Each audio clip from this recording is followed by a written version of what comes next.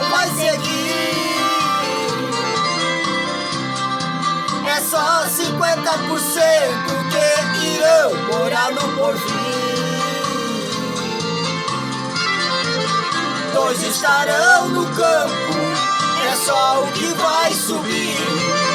2 estarão dormindo, um sobra, outro fica aqui. Então é 50% que irão morar no Porvir.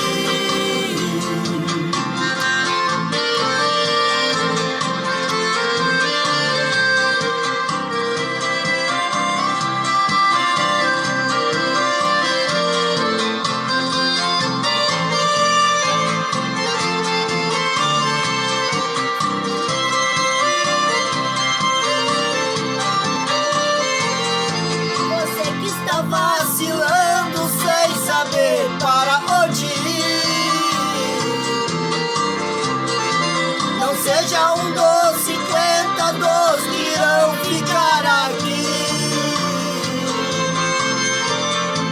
Na Bíblia está escrito, você pode conferir. É só 50% que irão morar no Porvir. 2 estarão no campo, é só um que vai subir.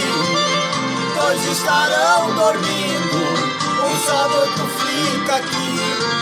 Então é 50% que irão morar no Porvir. Então é 50% que irão morar no Porvir.